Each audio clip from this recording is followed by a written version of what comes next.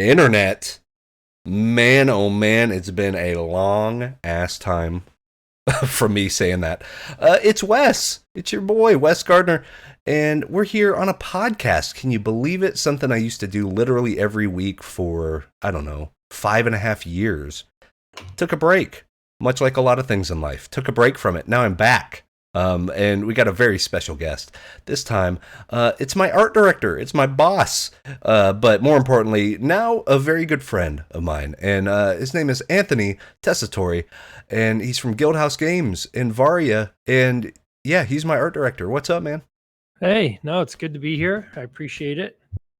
Yeah, we were gonna make this the dad cast. We were talking before. Yeah, I was just gonna say we're in very similar states in our life right now. Oh man, it's so funny. Like all the things, like the gray in our beard, and then the having kiddos. The life is just at a much different place than whenever we would have maybe wanted to start down this career path. Oh my gosh. Just the pacing of it alone is so manic sometimes. It's like, I can't. It's insane. Literally, my workday starts at about this time, about 9 o'clock at night, and goes till about 3 in the morning, and then you wake up at 6:45 with the kiddos and get them ready for school and all that. Like, yeah, it's a different reality. Like, it's a mad dash marathon. It's sprinting a marathon is exactly what it is. For sure. And every day is different, but right. You really wish that every day could be the same. It would be nice if that could happen, but it never happens. Never happens. No, never. But we are here just to kind of talk about art stuff. So before we get too far into it, I did want to say if you're more interested in kind of the game mechanic side and the background of Anthony and just Varia as a game, which is something you should definitely already have on your radar if you haven't already. Not because I make art for it or Anthony designs it, but because the game is pretty killer. We are going to be talking in depth, kind of in the weeds inside baseball, about some of that stuff. But if you want to know the more broad strokes, kind of the history of the company of Guildhouse, Anthony's background, other people, stuff like that, then go check out Hobbies and Happiness. Made a great 2-hour podcast with Anthony, about a week and a half ago? Yeah, it came out last Wednesday, I want to say. And it's a great episode. Those guys are super smart, and they love games, and they knew exactly the questions to ask. And it also put a lot of pressure on me. So I was like, hey, why don't I go the other way? And while theirs is informative and entertaining, ours will just be old guys at night being like, oh, this art these days. But I think there's a little bit of both, and it's there's room for both, and I think it's fun because this isn't really an inside scoop you get a whole lot, and behind the scenes, I also will show a little bit of my stuff. I recently came out with a 14-hour long video tutorial that talked about the beginning to end of making an illustration for Varia.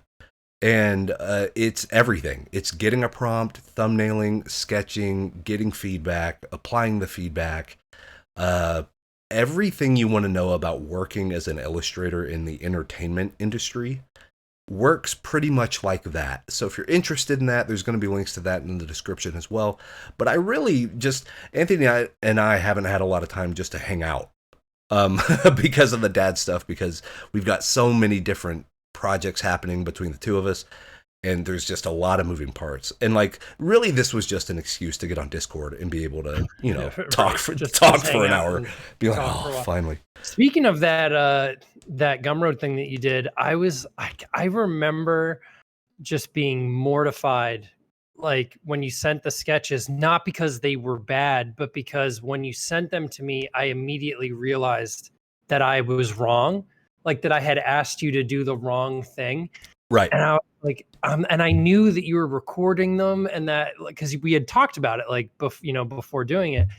And I was like, oh my God, I'm literally going to email Wes and tell him that none of the sketches work and that we have to redo the whole prompt.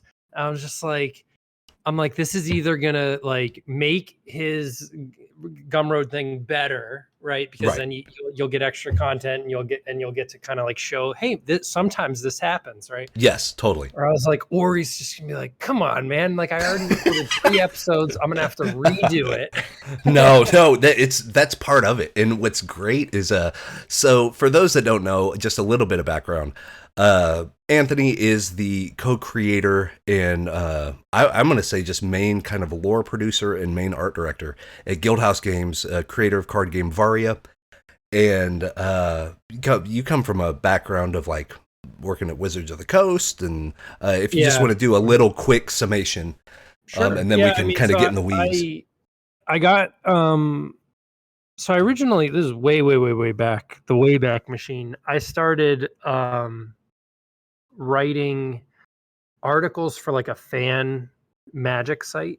I would just write these I would write these commander articles where the focus was I would make deck lists, but my deck lists would tell a story, like they would have a narrative behind them. You know, so like I would have a deck that made you feel like a bard, or a deck that, you know, just made you feel like an assassin or something like that. Like, rather than just trying to win all the time. Right. And so I made connections there that I then ended up, I wrote names and flavor text for Magic for 6 years, I want to say. Then I was a creative consultant for them for a little while. I worked on like storyboarding for the Amonkhet trailers that were coming out at the time. Mm-hmm. I was like a creative liaison on that. And then I started dipping my toe a little bit into, I really wanted to do design. Like I've always really liked game design and like felt like I could do it. So I started kind of moving my way in that direction a little bit. And then I realized that in order for me to do what I really wanted to do, I would have to either work at Wizards for 20 years and fight tooth and nail up the corporate ladder. Sure. And still maybe never do it, right? Or I could just make my own game. Sure. And so I was like, I'm gonna do that. I'm just gonna try. If I don't do it now, I'll never do it, you know?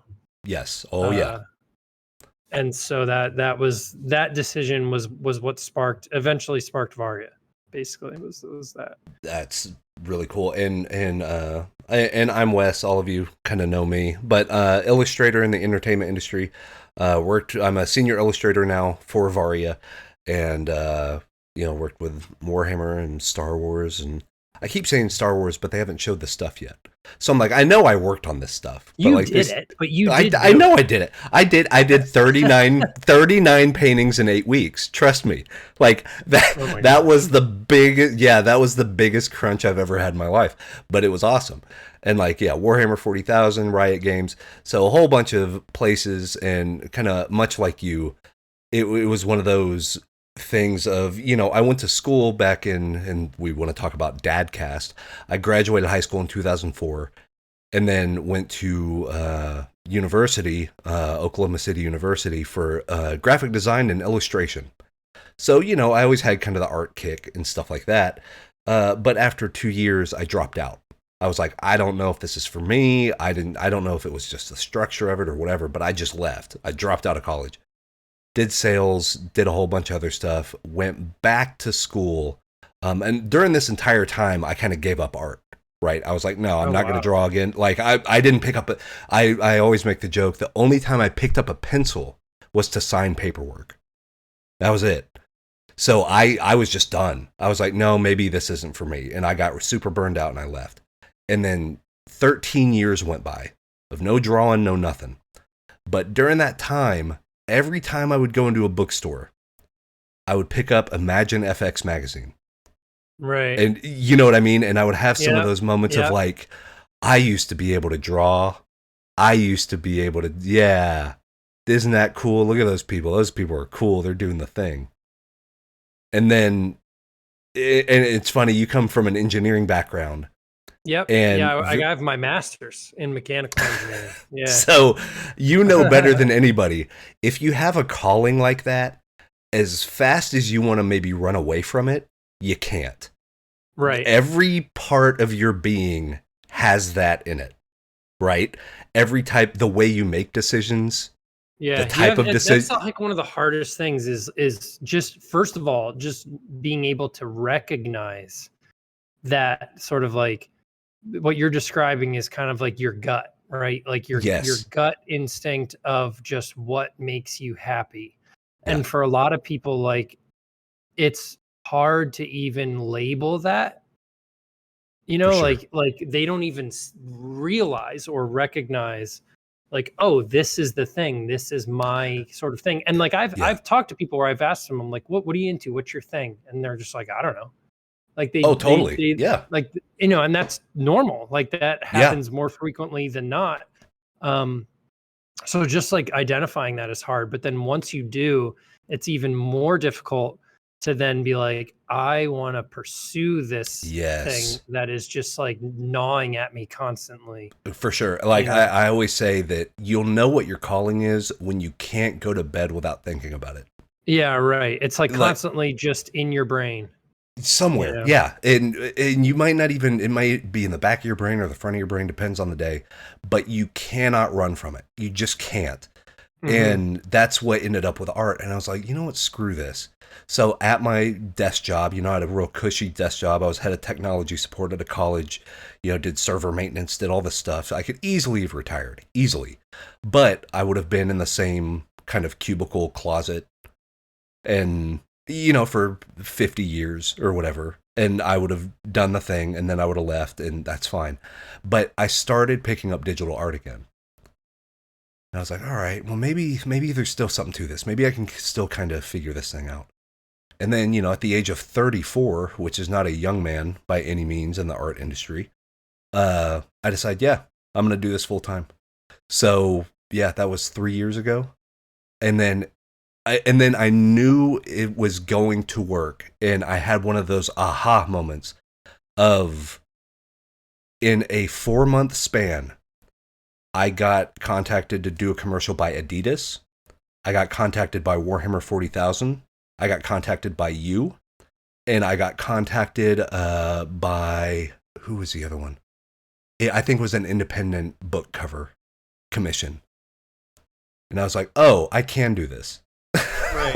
It was just, Isn't that wild? it's It so happens weird. fast. It happens It so really fast. I does. cannot tell you the amount of time I spent wondering or thinking like, man, it would be cool to work on Magic, or it'd be cool to work on a Yes. game or whatever.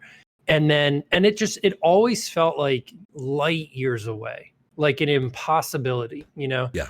And then I am not joking when I say that this is literally how it went down with Magic, right? I emailed when I say I had a contact, right? Like when I was working at that website, Yeah. really what that means is someone gave me the creative director's email. That was it. Okay. You're Because right. I didn't know it and I couldn't find it. And so someone just gave me her email. Jenna Helland was her name, Mhm. right? They gave me her email. So I emailed her and I wrote this like 2-page thing about how like I know that I have no writing experience and I'm a mechanical engineer and like blah blah blah blah blah and like but I'm very passionate about it and I know I can do it and like it was like just stupid, right? Like Sure. this huge like I was like trying so hard to convince her that I was worth her time. Really what I was doing was I was trying to convince myself Yes, that exactly. I Yep. could do it, right? Yeah. And that's why I say it's stupid, right? Because really, I didn't need to send her all that information, but anyway, to me, it was the equivalent of like driving up to. I think of like the movie Troy, Yes. where he's Achilles is like outside the gates and he's alone and he's just yelling up at like a giant brick wall. right? Right. He knows someone's and there, but literally no one needs to pay any attention to this human right. being at all, Yeah. right? But he's yelling for a challenge, and Hector's like, I'll do it. And he actually just like goes down and like does it, like lets him have his challenge. For And I sure. feel like this same thing happened to me. Like I was just screaming at the side of the Watsy building, basically, and nobody needed to pay attention to me at Yeah. all. But Jenna Helen just decided to be like, all right, prove it. And she Yeah. sent me All a right, kid. test. Yeah. Like Oh, she just yeah. sent me a writing test. She's like, prove it. Like you think you can do it, prove it. And so I had this like, she sent me this test. I took the test, and she was like, you're in. And it was like Wow. literally a 2 month period. Like Oh my I gosh. thought it was like impossible light years away. I Yeah. emailed this person. They sent me a test. I took the test.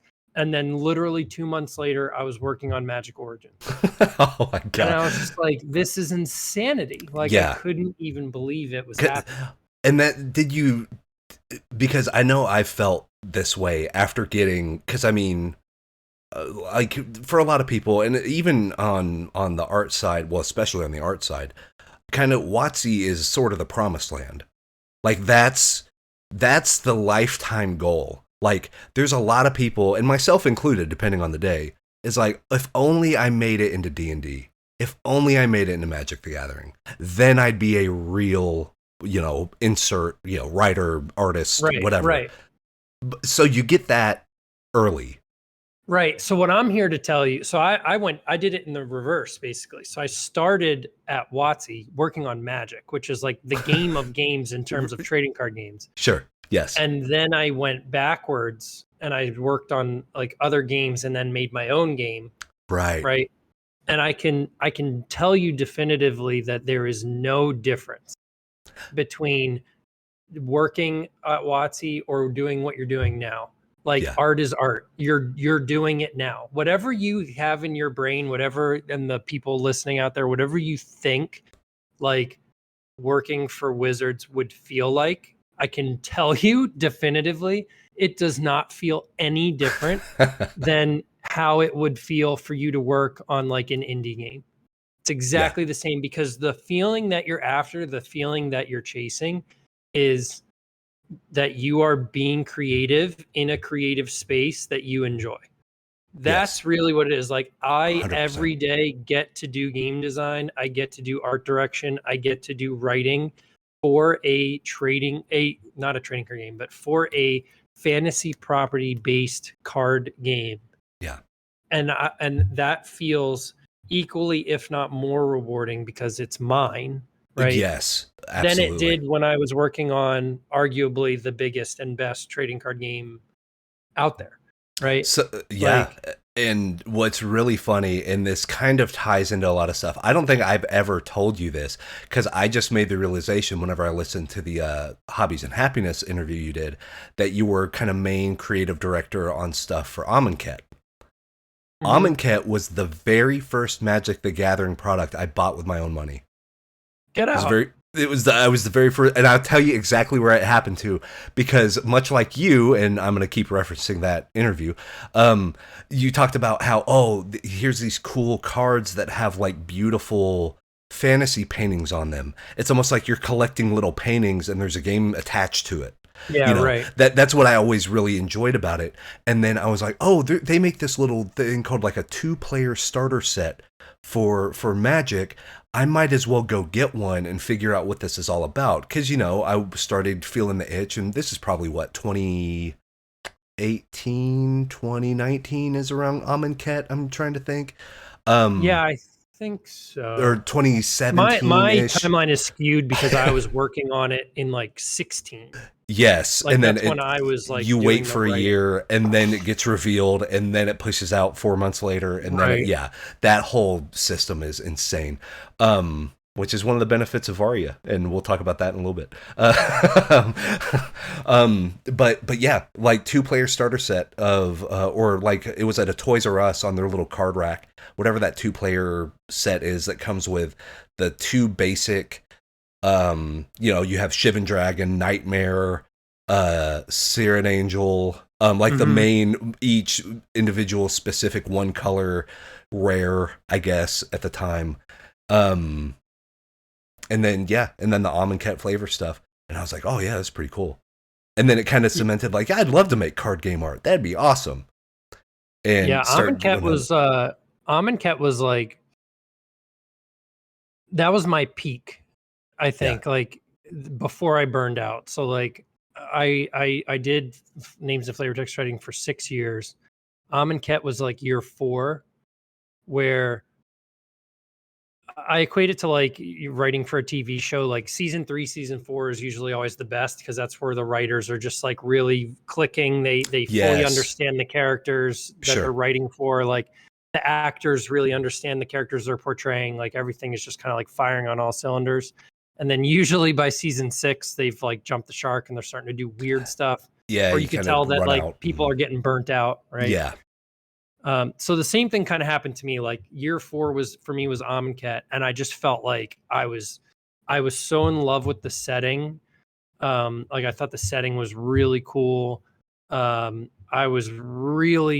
had really figured out like not only how to write flavor text specifically for Magic, but like the kind of writer that I wanted to be and like what my voice was. So I really felt like I was just like firing on all cylinders. And like back then, it's different now, or I don't know how it is now. Actually, I'm pretty removed from it, but back then, and they had since changed it. But the way it worked is all the writers would compete, and so we would all get all the cards. So they would send us the whole. They would send us the whole set, and you would write names and flavor text for every single card, and you could see what other people were submitting. So you would constantly try to like one up each other, and then whoever got picked got paid. Whoa. So you only got paid for what got picked. So it was like very, very competitive. Sure. Right. And, talk about working for pennies on the dollar. Like, I would spend so much time and, let's say I would get like 70 cards. That would be considered amazing, right? Yeah. Out of a 300 card set. For sure. Oh, and so, even if I was getting paid, I don't know, 25 bucks a card, let's just say, right? Mm-hmm. If I got 50 cards, like, what is that? That's right. That's like a little over 12 grand or something, right? Right. Yeah. So for the amount of work that I was doing and the hours that I was putting in, it's like, it makes no sense. Correct. Yeah. It's like, not gonna, it's a good thing you got the master's in engineer. If you're also like not why I was doing it. And it wasn't I wasn't like fully supporting myself being a names of flavor text writer. I was kind of doing it for like extra pocket change and also because it was fun. Sure. But I bring that up because in Almond Cat, I got like, I had so many acceptances that if you crack a booster pack of Almond Cat, over a third of it will have something I wrote. That's so cool. Is rare as it's like, that is so weird. Yeah. Like normally if you get 30 acceptances, you did phenomenal. Like we used to joke with each other that if you got 10, they would ask you to come back. right. To make it true. That was your goal. Like just get 10. And so in Almond Cat, I think I got 84. Whoa. Like something crazy. Whoa. It's literally every pack you would find something that I wrote, monstrous. Right? But it's funny that was your intro to Magic because that was like my peak. I just felt like I was like crushing it. And then the very next set was Ixalan and I didn't really like it. And I just like burnt myself out trying to like work on it. And then shortly after that, I think the last thing I worked on was Battle Bond. It was something really weird. It was like they had like lightsaber weapons in like a space or like citadel an Unfinity type stuff. Yeah. I was like, this isn't for me. I'm done, I think I like barely submitted anything. I was just like, kind of done with it. Yeah. And but no, Almond Cat was a fantastic set, and I think they made like I want to say they made a deck player's toolkit for that. Uh, Maybe so. I was big. I'm one of the weird people in Magic and really in a lot of products.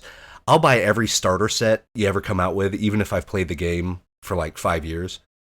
So, everyone was talking smack on like Planeswalker decks. Well, these Planeswalker decks are not very strong. But the way I saw it is here's these things. They're like, what, $15? You get a full, ready to play 60 card deck with a quote unquote foil Planeswalker, even if it's not very strong. And it comes with a card box. So I don't got to worry about where I'm going to store it.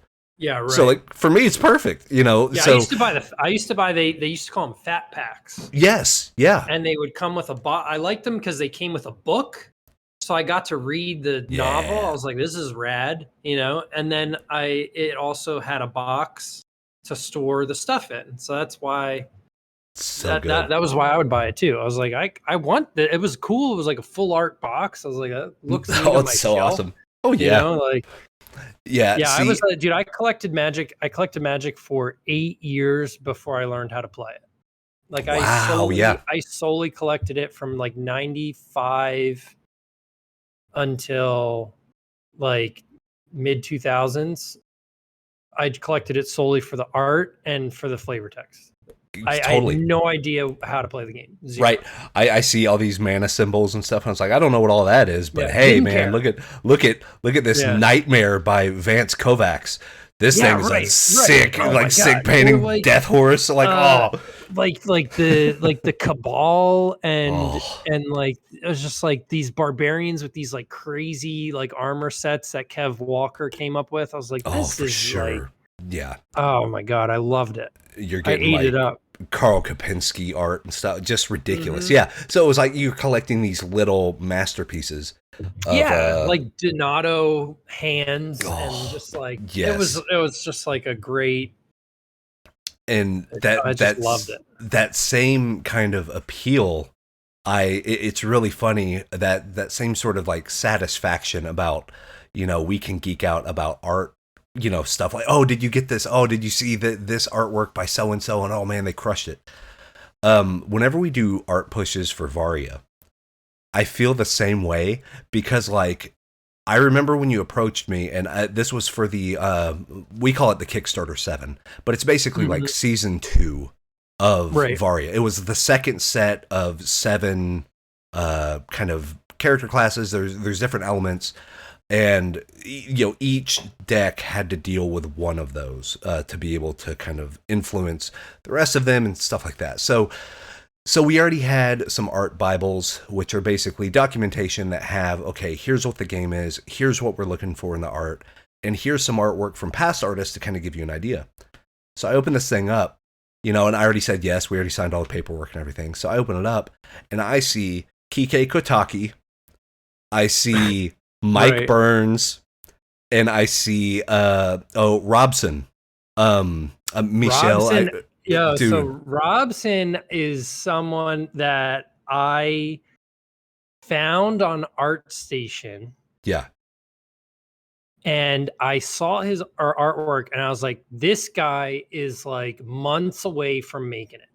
Like, for sure. I just like I loved his style, and I could tell like he was just like literally months away from just the way that I describe it is like it sounds dumb, but like from an art perspective, you do a piece and it's kind of like, I mean, any creative work is like this. You have a breakthrough moment where you level up kind of. Yes.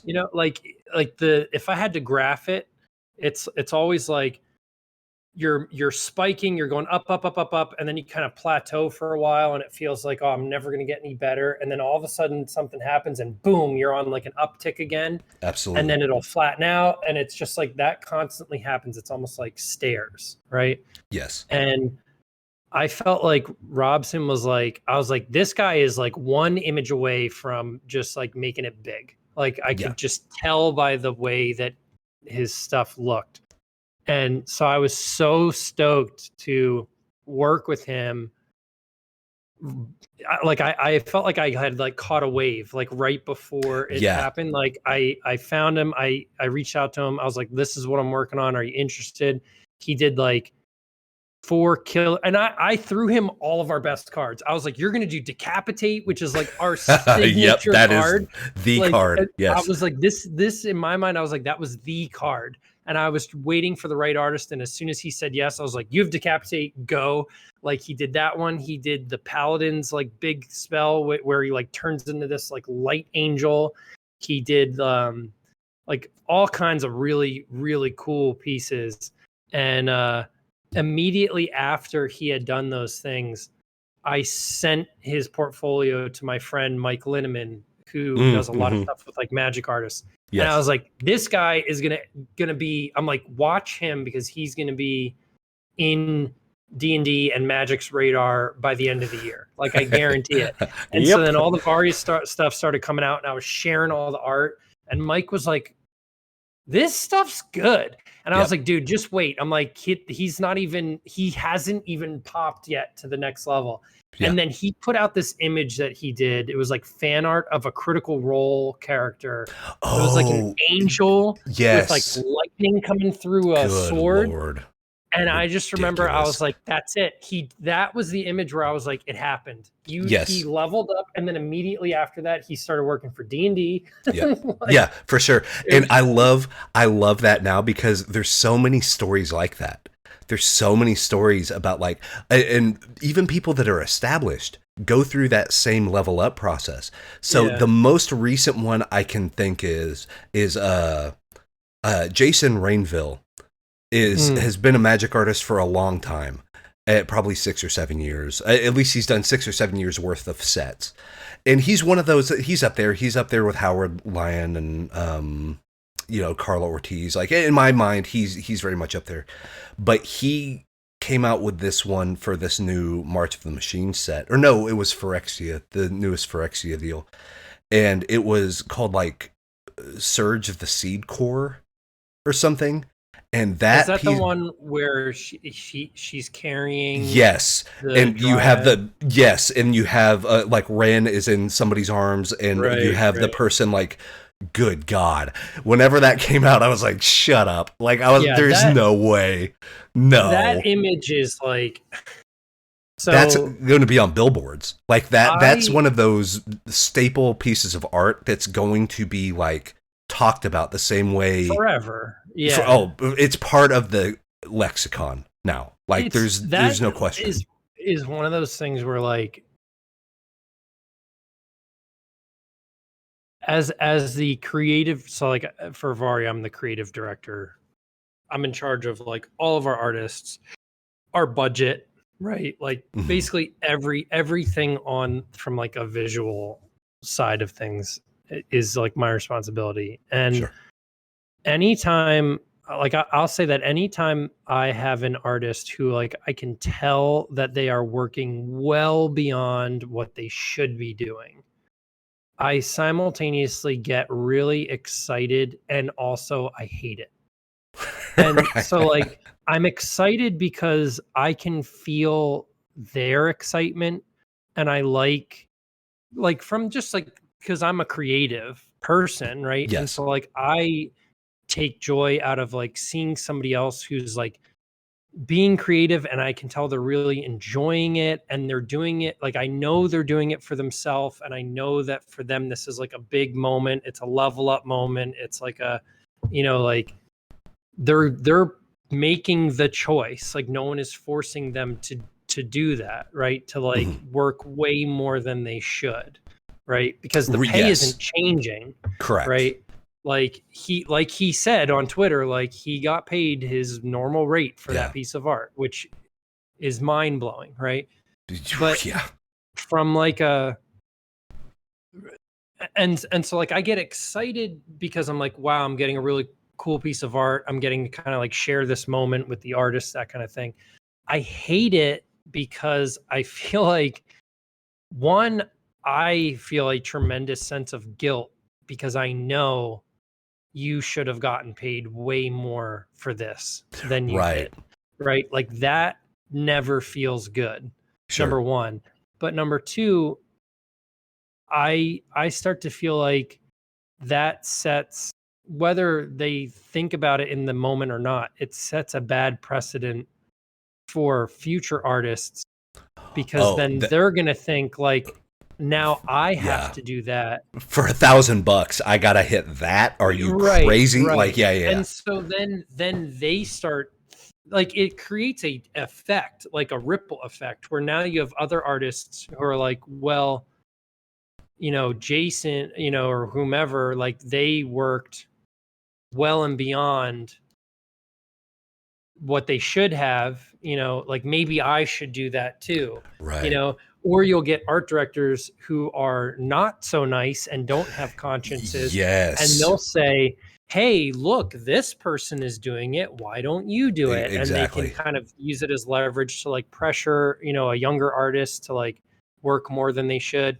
And so like those kind of things, I always like, it's like a double-edged sword. Like I get excited because like the creative person, like they're just trying to do their best, and like they're Right. just into it, and they're doing it because they want to and because they love it. But then at the same time, it's like, yeah, but it's not, you're not doing favors for anyone below you, Yeah, for sure. You're raising that goalpost to such a level that, you're either it gonna just creates an unrealistic yeah. expectation, for people who are like aren't in a position where they can afford to do that, Well, for sure. Well, because yeah, it takes time. I mean, and that's the thing is, it's very much, and coming from the art directing side and creative directing side, uh, probably the most finite resource that you have to deal with is money, and the second Right, most finite resource is time.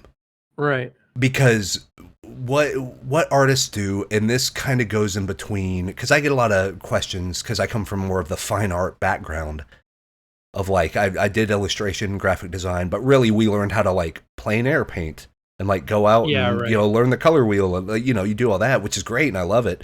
And I've done tons of portraiture and stuff like that. And you can absolutely tell that my comfort level is in, oh, if I bust out the paints and do some crazy brushwork, I'm great. But then if I have to do some illustration, I start to struggle a little.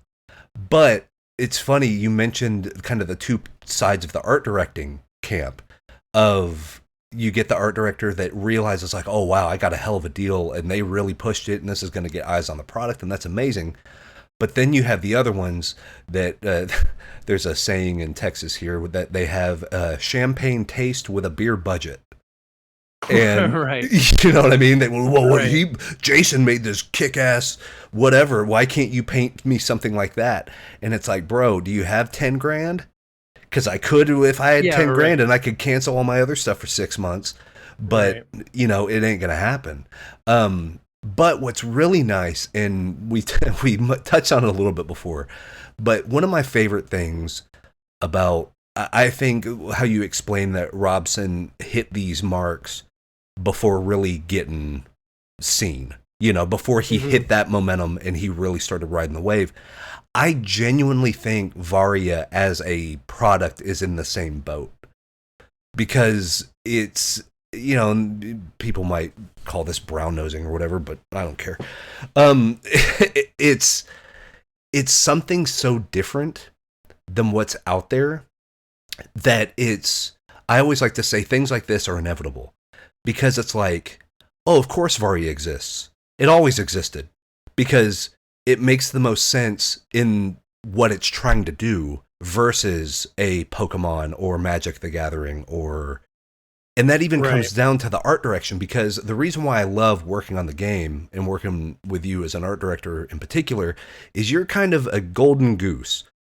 And I mean that by, you're a creative director that has co-ownership of the company and writes the lore. Like, Right. I can't think of a better person to ask a question. You know what I'm saying? Because Yeah, right, you're literally gonna see it from every angle because you have to. And it's like, right. oh, this is why I love doing it. And even if illustration's not necessarily my strong suit, it is one of those things that, whenever we first started working together, I made the joke that I was like, okay, I'm going to give you fair warning. I'm kind of needy as far as like, you need to give me feedback on if I'm headed the right direction or not. Like Right. I need I do remember that. you saying that. Yeah. So, you know, and you want to hit that, but as an I artist, I actually want to. really liked that. I'll tell you, and this is more me personally. Yeah. I was like, I was like, awesome, because I had just come off of dealing with a few artists who like they would just not respond to my emails at all, and it Oh, was just like radio silence, and then all of a sudden they'd be like, "Here's the finished piece," and I'd just be like, "Ah, cool." Like, yeah. and it was like so painful. Like I like having a dialogue. I just feel like, Yes. especially in a creative, and this speaks more to like just how we work as a company. We are a very highly iterative Mhm. company. Like the way that we work, and this is partly due to our size, we're able to do this.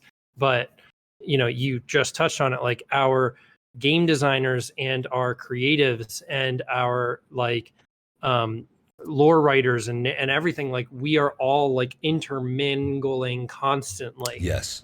and so like when we develop just for example, when we develop a class, we'll start from one point and we'll say like, okay, what's a feeling that we want to get? We want to feel like a barbarian. Cool. So we'll start thinking about mechanics that make sense for like a barbarian.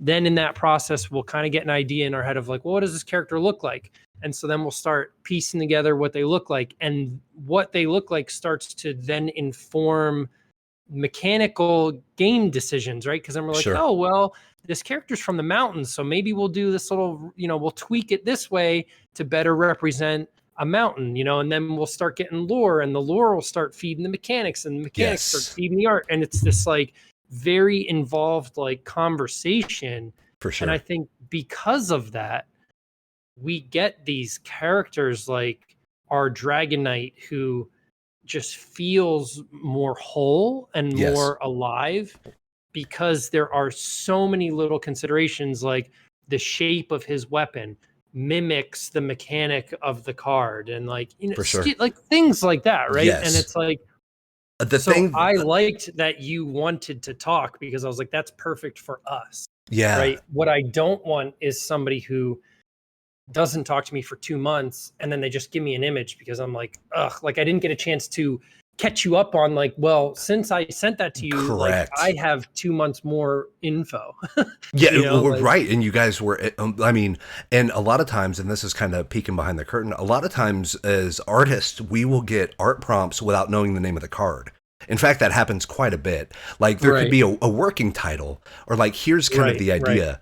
And then you just kind of do the best you can. And it was funny. I was talking with Mike after the Mech Trap Artificer is a new character class, and I was very grateful to have a piece in there, and that's actually what the Gumroad tutorial is about. And it was funny because whenever it launched, the art was used mirrored. Like Hmm. you had taken the art and you Yeah, had flipped it horizontally, and it was funny because like, and as an illustrator, there's this difference between, and I'll get back to the artificer point, but there's a difference between illustration and like fine art. And hmm, it's a lot of the same thing as a difference between design and art. Design has to serve a function. It has to. By its very nature, like you can have an artistic car, like a car that looks beautiful, but that thing better have a steering wheel and it better drive because it has to have gas in the tank to take you somewhere. Like right. it's designed to Form be and a thing. function. Yeah, Hmm. exactly. And so your job as an illustrator is to really hit the design first, because you got to be able to read this card not only at, just at a quick glance at what 2 inches by an inch and a half tall. Right, Not only that, but you have to be able to read it upside down, right, because the person playing it right. across from you is going to play it and you have to know quickly what that is. So Hmm. it's all designed. But whenever it came out and I was like, oh yeah, well, we took Wes's art and we flipped it, I was like, that's a really cool idea because it makes it a little uneasy and a little uneven. And Mike messaged me and he was like, damn, that's cold. Because when you make art for a client, you kind of, you're so in your own problem solving Yeah. mode, and then you give the art over and he was like, dang. I Like did they that. flip. So I did that on purpose, only because I know you, Yeah. and I knew that you would appreciate the reasoning behind it. Like, that's something that I Yes. wouldn't do with an artist that I didn't know, just because I want to respect them. But like, For sure. because like, so what he's referencing, what Wes is talking about, is we had this card. The artificer character is like a mechanical bear, and so its two main weapons are its two paws, like its right paw and its left paw. And its right paw is like a traditional kind of like power glove, like in Fallout Las Vegas or something like that. Like you punch really hard and people go flying away, right? It's like a brute force kind of bear claw. And the other one is more tricky. It's like a trick claw. And so what you can do in the game is you can hide other attacks inside of it, almost like an Assassin's Creed kind of a thing. Like Mhm. they, pop out of the wrist or whatever. And so I knew that the left paw needed to have this like tricky vibe to it. Like I wanted the player to at a glance look at it and just get a sense of unease, like Yeah, something is wrong. yeah, it's like a mirage. And It's like you're not really looking at what you're looking at. right, like I wanted to instill that feeling into the player, and I was trying to think of different ways to do it.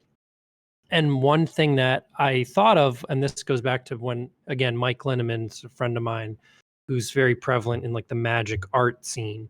Um, One thing that he used to talk about in his articles, he would do articles about like magic art, is how like the way that he would always be able to tell the difference between like a young artist and an old artist is he would take their images and he would flip them. Yes. And just the simple act of flipping them, you can sometimes see like things are out of proportion or whatever, right? Like things. And so I thought back to his articles where he would show magic art flipped, and some of it just automatically felt weird, like, and Yeah. uncomfortable, And so I was like, I'm going to try to use that.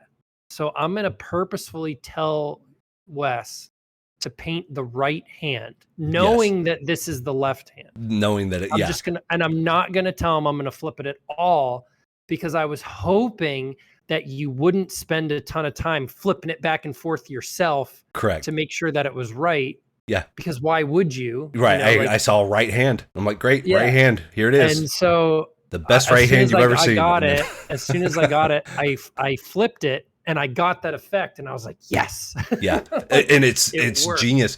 And there's you know? another one, probably my favorite card that I've worked on Varia so far is Whiteout. Yeah, And dude, Whiteout's my ab. I love that one so much. so That was one that I only sent that to you because I trusted you. And I yeah. knew you could do it. That was another like idea that I had where I was like, I'm never gonna find an artist who can do this. It's so And then I much started fun. working with you and I was like, oh, Wes could totally do that. It's Like, so he much could fun. And that was probably, I think I'm 9 cards deep now. And I think that was like 4th or 5th card. So kind of, I kind of got a feel for what Varia was and what we were going for. But really the prompt was, and we just had this big spiel about you need to be able to see the card at a really small size. You need to be able to see it upside down. And the prompt for this thing was like, you can't see the card. I'm like, okay. Right. That's the best part. I'm like, okay. And that's where that's where being my own boss. Yeah. Lets me be creative in ways that is so much more fulfilling, super cool than anything else. So like because I think about all the time what you're alluding to, this like idea of it's 2 inches by 3 inches. It needs to make sense upside down, right? The whole vibe of the card was that you are creating a magical blizzard that was a whiteout condition. Mm-hmm. And so I was like, all right, how awesome would it be if at a glance, this 2 inch by 3 inch rectangle looked white, like literally just white. Like there's no art on it. Like you're in a whiteout. And then the closer you look at it, then you start to see details where you're like, oh, it kind of does look like snow. And then the closer you look, you realize like, oh, whoa, there's a hunter like 5 inches in front of my face that's about to murder me, that you would never see coming. And what's great, and that's what I loved about, because I'm a huge nerd, so I love my video games, and I love things that break the fourth wall. And what's so cool about Varia, and the reason why I think like I feel lucky getting in early, is you guys do some stuff. I can tell you guys are engineers because of the way there's no fat. There's no fat on the way the game works because since it works on such a timeline and you're literally seeing the game happen before it happens, that you have time to either second guess yourself or, okay, well, if they play this, well, no, but the timing of this, if that doesn't go down at this time, we have to double back on here. But then you start making cards that completely mess with the timeline. You're like, okay, Right. I'm going to shatter the timeline. And the artwork is one of them that I was able to make. And literally Yeah, you Calamity. see Calamity, dude. So anytime people talk about the acid tsunami and Calamity mix, it makes me smile because I made both cards. And that big, the big Oh my thing. God, yeah, I just did that the other day. We were play testing a new class that hasn't come out yet. And so one of the things we'll do is we'll play test it against like older classes. Like standards, to make sure that, like is balanced. And so we had a game of the new class versus the Deathblood Sorcerer, which has Calamity and Acid Tsunami in it. And it was like turn one, I laid out this like timeline that was terrible.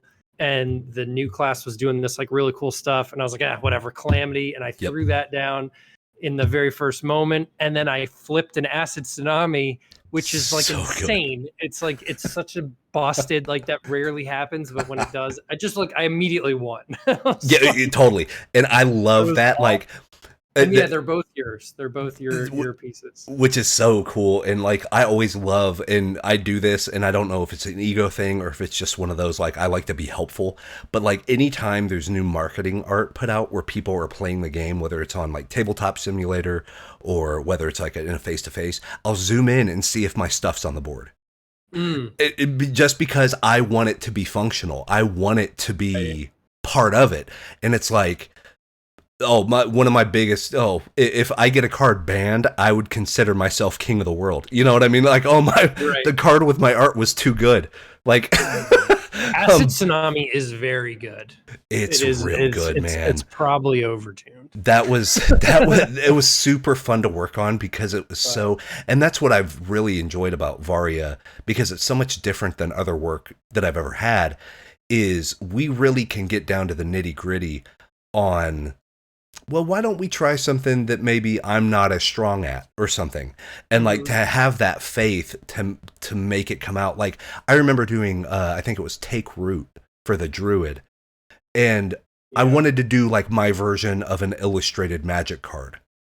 And then what was really nice and really kind of put a smile on my face is, I turned in, I think it was the second to last draft of it. And then you're like, yeah, it's almost there. Now it needs to look like one of your paintings. And it took me aback for a minute, and I was like, you're right. Like, this doesn't look like it doesn't have the brushwork. It doesn't have the... Yeah, where are your brushstrokes? Yeah, it's like, That's where... what I loved about your work. Yeah. I was like, Wes this up, man. It's like, go in and do it. And then it's funny because now in Warhammer, now they have a deal, because I introduced them to the term, put some stank on it. And they all thought it was the funniest thing. So they're like, oh, yeah, put stank on it. Go in and make it look not great. Or make it look more painterly, like you spilled a little bit of something, or the paint was too thick, or, because it gives it personality. That is so taken for granted. Like, that was one of my goals as, like, when we set out to do Varia. And I was like, all right, I'm gonna handle the art direction. Like, I'm gonna do the creative stuff. Like, one of my goals was to bring back what I feel like got lost a little bit from Magic that I kind of fell in love with as a kid, was like the interpretation of it all. And so like I feel like if you look at a lot of Magic art today, it feels sterile to me. Yeah, sure. Not in the sense that it's not good. Right, correct. Some of it is fantastic art in the fact that it is art, right? Yes. But because, like, every depiction of Gideon, for example, looks identical, right? It's so not interpreted at all that it kind of just like feels more like photographs and less like art. Yeah, Like I for always sure. really loved, in like Tempest for Magic, that I would see Randy Gallegos's version Oh, of Gerard. yes. I would see Brahms' version of Gerard. I would see, Donato's version of Gerard, and like from all of these different interpretations of the same character, then I kind of got to interpret my own version of Gerard. Yes, you put And it yourself in there. Yeah. yeah, it kind of like it let you immerse yourself more easily. And so like that was something that from day one I really wanted to do. Like I would constantly harp on the artist, like, listen, you're painting this character, but I want you to do it your way. Yeah. Like I don't want you to worry about the little details. I don't want you to worry about like, oh well, in this artist's version, the fourth blade has little orange lights like along its forehead, but I'm like, I don't care about that stuff. Like I Sure. want you have the silhouette, that's what's important. Yes, exactly. Other than that, like just make it your own. Just Like have at it. I want to see Wes's version Sure. of Yeah. And Jiro it in the was snow, and it was a real eye-opening deal because not every client is like that. And it gets very like, working with Warhammer has been amazing, but it's also doesn't match the model. Because at the end of the day, Warhammer and Games Workshop sell miniatures. That's their job. That's everything feeds into the act of selling miniatures for their game. That's it. Even the game is an excuse to sell miniatures. You know what I mean? Like Right. they set this thing up to be such a machine that the drafts people make the miniature and then, okay, can you make it look more like that? Which is fine. But I can't remember what art director it was. I think it was for somebody in Star Wars. They were saying that at a certain point, when you have all these creative people and you don't let them create, then they're just like furniture movers. Then, Right. then it's like, Well, you're lady, playing with dolls. yeah, hey, lady, Like, where do you want your couch? You're just posing. You're Yeah, just posing my character, right? And right. like, and honestly, what's kind of cool about I'm really glad that I did that more just from like a selfish want, right? And Yeah, and this is a happy accident. Like I'm my ego isn't so big that I'm not afraid to admit this, right? It was the right move, even though I didn't know it was the right move at the time, because what we position Varia to be is that you, the player, are the star, that it is yes, your story that you're telling. And so, like, while yes, we create, like, for the Dragon Knight, for example, we have our version of the Dragon Knight in our lore so that we can kind of like tell a Dragon Knight story, right? And have some form of visual consistency across the deck. yes, But we really want you to feel like you are the Dragon Knight. And if I would have been hyper specific with all of my artists and gotten that like stale feeling, it would have been harder for you to put yourself in the shoes of the art. But correct. by going stylized, it makes it easier to immerse yourself. And like I did not do that purposefully. Like Well, and something that's else. something where like I just made the right move on accident and I'm happy I did it, Right, happy accident. But Yeah. And what's also cool about that is Varia is very much, it is through and through a storytelling mechanism. Like the game mhm, itself, you tell stories as you play. And you might, listeners, you might hear it and be like, oh, that's kind of marketing speak. But this isn't one of those things, and I'll throw shade at Magic real quick, because on Magic, they're like, oh, you're a planeswalker, and you're going to cast these spells. I'm not Jace. I'm not Gideon. I'm not Liliana. Those are planeswalkers. I'm just the person kind of like maneuvering things. But with Varia, it feels like a match of Street Fighter. It really feels like the game only exists because you are playing it. And the stories that you tell at the table can be interpreted many different ways too, which further goes into every artist has their own interpretation of these characters doing these specific tasks. It all feeds into itself. So whenever I say it doesn't have like any fat on the bone, I mean it. It's like every part of this makes total sense with every other part of this, which is why I signed on, and I was like thrilled to be able, to be asked back. I always tell my students, you want to do such a good job with a client that they ask you back. And once you do that, you've kind of made it, because if you're reliable enough, if you're the least risky option, if you can really kind of knock it out of the park and then make actual, like, not just business contacts, but really, dive in to what this is and share that same passion, you can't help but succeed. And I think Varia does that probably more so than any other project I've worked on. And, I've been grateful enough to work on the small stuff to the huge, like, the Star Wars stuff hasn't been announced yet, but when it is, good God. Yeah, I'm excited to see what you did for that. I really hope like it comes out soon, because because it is truly like it's level up material just for me and like the profession and stuff like that. But it's also the bucket list. But like you said, right. you said it earlier, it's not much different. Mm-hmm. It's really not. And like I had the same conversations with you about, the Dragon Knight, but I was grateful enough to be part of one of the Varia comic books. And that's another thing, is like Varia works so well at all of these different things because it's built on the narrative. It's not just a card game. It's not just like, these are reasons why this story can exist. And I think coming at it from the story and the mood sensibility is the right way to go. Because that's the first thing I think of. Like, if people talk about, oh, Wes, whenever you're making a painting, what's the first thing you think of? It ain't composition. It ain't what's in it. It's what colors do I want, because what mood do I want? Yeah, right. And then you kind of build it from there. Yeah, it's super important. I mean, that's like, honestly, that's the kind of like the core of what we do is,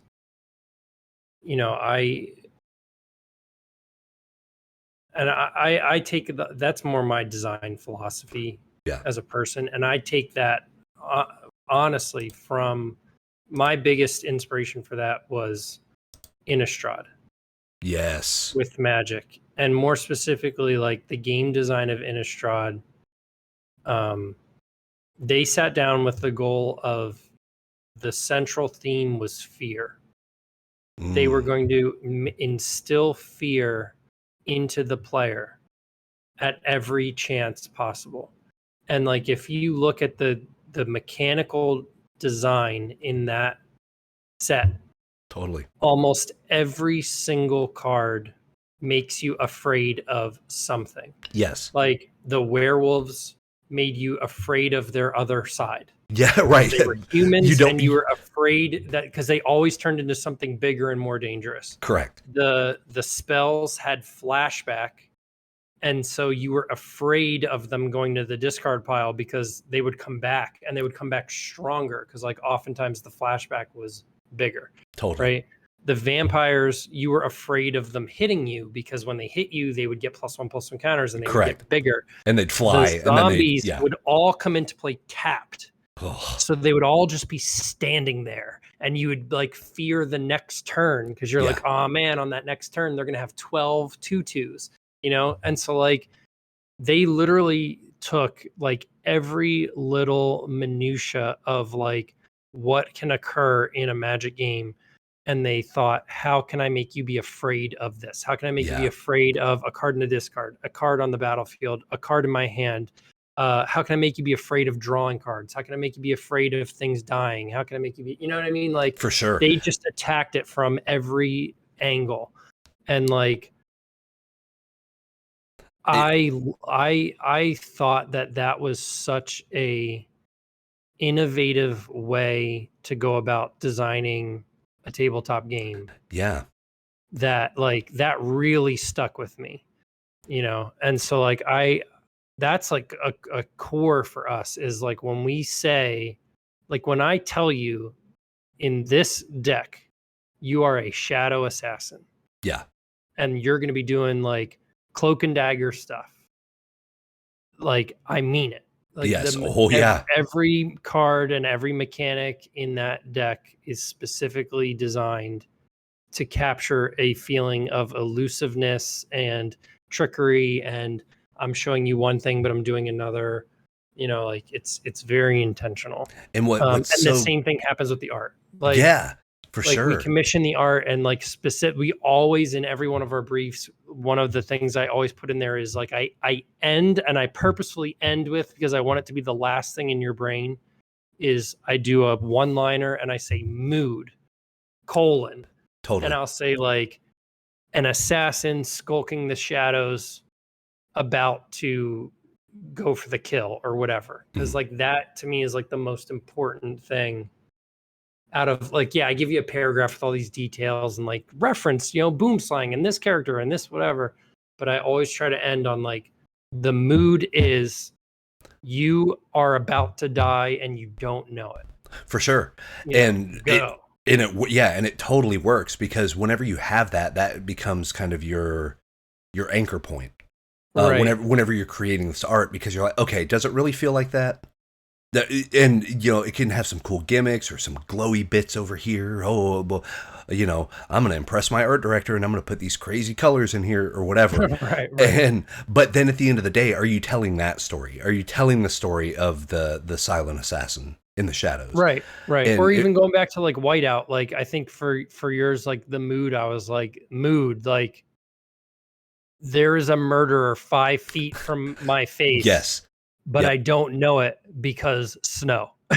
totally. Like, And it worked, because it was one of those that I don't know what it is. Whenever and you guys touched on it on the hobbies and happiness deal about creativity, and I've always said that creativity is what you do with limitations. Like mhm. that's all it is. People think creativity could be like, oh, I'm gonna make a unicorn, but he has a bazooka. Like that's not create. That's just nonsense. It's creativity. Like the most creative person in media is MacGyver, because he can build anything out of anything. So Right. whenever I got wide out, and it was like, okay, that whole thing about you have to see the art on the card. Well, what if you didn't? Yeah, And then I was right. like, huh. And then it was like, okay, but the murderer's right in front of you. And you're like, huh. So how do you do a sense of dread where you can't see anything? But then I Right. but then I Right. thought about it and I was like, well, that's what being afraid of the dark is. Mhm. Like you just don't know what's there, and then you psych yourself up, and like, oh, maybe you saw a scary picture of a spider earlier that day, and now because the lights are off, you remembered it, and you're like, oh God, what if that spider's behind me? Like you think Right. that, and then, but I was like, what if you did it in the snow? And you're in this Right. blizzard, and you think of like John Carpenter's The Thing, and you think, okay, you're in this desolate place, you need to leave, but something feels off. Like, is there someone watching me right now? And then you have that sort of looming Yeah. terror. I And think the challenge of that card, honestly, and the thing that I was really kind of worried about was, if you think about, and the trend right now with a lot of like TV shows is like going dark, right? And like natural lighting, yeah, and having these like battle scenes where like you can barely see anything, right? Because they're trying to have natural lighting or whatever. And so if you think about like, yeah, I'll use a super popular example, that Game of Thrones battle where it was right. like so super dark, and like you're just barely getting like the TV is black, right? yes, yeah, And you're just barely getting like blues and purples that give you just enough that you can tell like, oh yeah, that's Jon Snow, I think, right? right, yeah. That was kind of like what we were going for, but inverted. And Sure. so my worry was that it would literally look inverted, like, like when something is Yes, inverted, it like doesn't read well to your eye. for sure. So like that was my worry going into it, that I was like basically asking you to paint that scene but inverted, like using white and like light gray, Yeah, and that was it. And then like one of the things that I loved was that you came back to me, because I originally asked you, I was like, you can only use white and light gray. mhm, That's it. That's like what I asked you to do.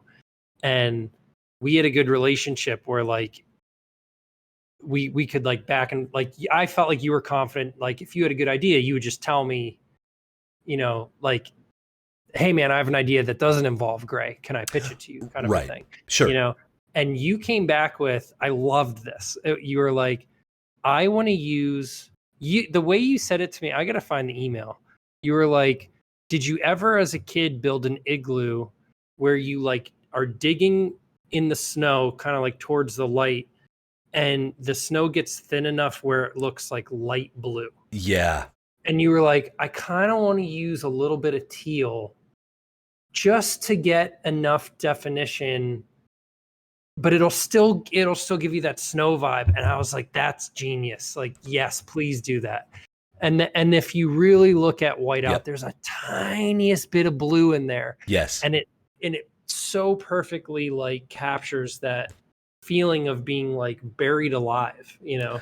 And what's nice is because just by the printing process, you know, a majority of us, we make our art digitally, and that's additive. So basically you're painting with light, you know, but whenever you take something to print, it's subtractive color mode. So basically you're stacking color, which means everything prints darker than what you make it. So with that being a thing, I was like, maybe that pop of blue will be the one thing that pops out. Maybe that little bit, because there's always that art meme about, you know, if you want to know about like subsurface scattering, if you put your hand, like your fingers together and like look through your hand and your fingers at a light source, you can see like a bit of orange around the very like outer part of your hand. And that's subsurface scattering. That means light is piercing through something and it's making it refract, and it's bouncing light back at you. And that same effect happens with ice. Whenever you do get to that thin sheet of ice, and let's say you're under the water or something, and you're looking up, you can see a color that's not actually there. Right. And it's like a prism. And there's something to that. And I was like, that's just enough believability, because it doesn't have to be realistic. The nice thing about it also fit the mood. Yeah. It like, because like what you're saying, like that idea of like it's a color that's not there. The mood of the card was, is the character there or correct. not? Yeah. You know, Yeah. so like using a known physics trick of like no, like that color, I'm not seeing that color. Yeah. You know, and like tying that into the narrative of like no, I'm not seeing a killer in the snow. Like my mind is playing a trick on me. Like, yeah, I just thought that was so smart. Sort of like the Sahara, like you're so thirsty, are you hallucinating? Are sort you of really thing. seeing water? Right. Yeah, it's exactly. I felt like it was the same kind of a thing. And like, that's a great example of where like you, the artist, needed to have confidence in your idea to be able to say to me, because I told you, I specifically said, I want you to use white and gray. Yeah. And you totally. you could have just said like, all right. Oh, yes, sir. On it. Right. Yeah. But you thought about it and you're like, you know what? I have this cool idea. I think blue would work. Can I bounce that off of you? Right. Yeah. And like, so I would say like to artists listening, please do that. Yes. Like that is a great thing to do, number one. And then number two, if there are any art directors listening, when your artist does that, please don't immediately shoot them down and say like, no, dummy, I asked for white and gray, just get to work. Because then they're not going to ever do it again. Yeah. And you're robbing other art directors of being able to do that. And it's sad. And what's nice is like, and it's part of the Gumroad tutorial and stuff, but really that's why I like to do 3 thumbnails. I like to do 3 thumbnails because the way I see it is, okay, I'm going to give you exactly what you asked for one of the thumbnails, verbatim, like no added accoutrements, nothing. The second one is going to be my interpretation of what you gave me. And then the third one is going to be a wild card. And that's how all of my thumbnails are. And it's funny, if you go back and look at all of the emails I've sent you throughout the 9 cards we've done together, they're all exactly that. They're like, here's what you asked for, here's what I think about it, and then here's something that we can talk about. Right. And because I've always, and it comes from like the business acumen side of things, and we touched, earlier in the podcast, a lot of your engineering mindset came into the game design. A lot of my sales and like public speaking and that type of stuff from my old careers come into play there, because I've always learned in sales especially, you never want to give a no unless you have a yes on backup. Right. So it's not like, no, I can't do it. No, I can't do it. Be like, let's try it. I want to see how this goes, because who knows? My idea may be kind of bunk compared to what we need. And you were right. You were absolutely right in asking for what you asked for. And then me going through the problem solving process, I see why you asked for the white and the gray. You know what I mean? Right. So you got to give it a shot. And you just got to be open to that of like, okay, well, they're kind of your art directors, so make the thing they asked for. But then give a little spice. Be like, I know you asked for this, but what about, let's think about this option too. We don't have to do it. Whichever one, there's an old, joke that runs around in artist circles that if you give more than one thumbnail, the art director will always pick your least favorite one. Every time, doesn't matter. you can try to make one bigger and one look nicer. They're going to pick the one that you least want to do. So don't make one that you don't want to do. Yeah, that's how you get past that. That's how you get past that hurdle. Is like, okay, I'm going to make all of these cool enough that my job as the artist is to make your job as the art director harder, because now you want to see all three of them. You don't just want to see the one. You're like, oh, but that's a good idea. Oh, but that one's cool too. Oh, like that's where my goal is as the visual person. Be like, you have some great ideas, Mr. Art Director. Here's your awesome idea, and here's some other awesome ideas that I got because of your awesome idea. How does that sound? Right. And then it works. It seems to work. I mean, it's fun because the smart way of you having the artist have agency means you're going to get better art. It just does. You're going to get better art for your cards because the artist is more invested. Right. So it's just smart business. And so that's why I'm always kind of blown away. I watch Varia, weekly Varia, Guildhouse Games on Twitch has weekly Varia. I watch you guys play the game. I watch you guys talk about it and stuff, because I was like, there's something here that's bigger than the sum of its parts. It's the Gestalt theory times infinity. That once people realize that this game exists, and once people realize what cool stuff this game does, like it makes your brain warp in a way that you didn't expect whenever you were playing a card game. Like, and the only narrative thing that I can compare it to as far as like playing a story panning out is I'm getting really into like tabletop skirmish games. So like Warcry or Kill Team, or these things where you roll the dice, and based on your dice roll, did your sniper get the shot or not? Right. And that comes down to, well, if I had better positioning, I wouldn't have had to roll that much anyway, so it was my fault that I should have moved forward more. Like, you always have an out narratively, but you always have an out mechanically as well, as far as like why something did or did not work. Right. And it even works for the art. It totally works for the art, because I remember we did, Calamity, the idea of shattered glass. And because it's like, oh, you're shattering the timeline.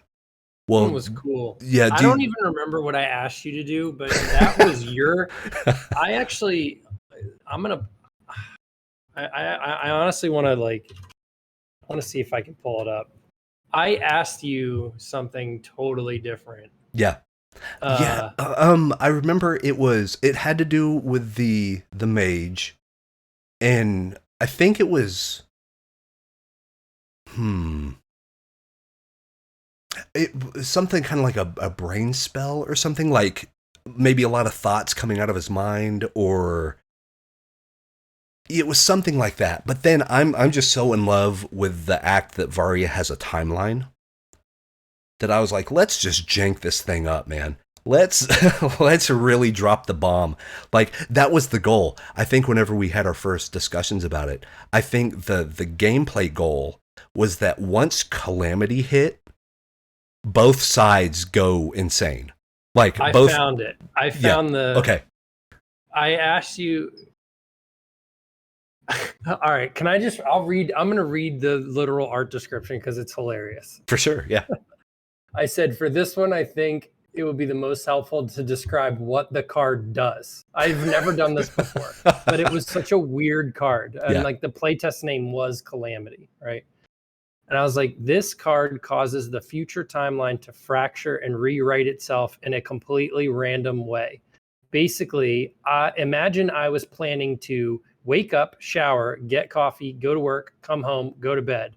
But then the sorcerer casts Calamity, and instead I end up waking up, hunting a squirrel out back, buying a banana at a gas station, going to the library, and then falling asleep in the back room. What Yeah. this image needs to depict is that time/fate is being rewritten in a haphazard, chaotic, and completely random, nonsensical way. That's what I asked you to do. Right? Which is like insane. Right. Like that, but I knew, and this was like, I think you and I had done probably 6 or so pieces by now. So like Yeah. I knew, so that's an example of me as an art director getting a crazy idea. And oftentimes like I'll get those ideas and I'll go, nah, I don't have anybody on hand who can do it. Yeah. And so like I just won't do it because it's too weird, right? But that was an opportunity where I was like, I'm confident that you could do this. Like I think that you would get it. Yeah. And then you sent me, so your sketch 2, you said, so you sent me a couple that were, you know, to your point, like one was like pretty much what I asked for. It was like the sorcerer standing in the middle, and then behind him was like his day. Kind Oh, of yes. like Yeah. segmented out, almost like pizza slices or whatever. Yeah. But then for your second one, which was most likely like you're like totally out there one, you were like, for this one, I want to break the fourth wall.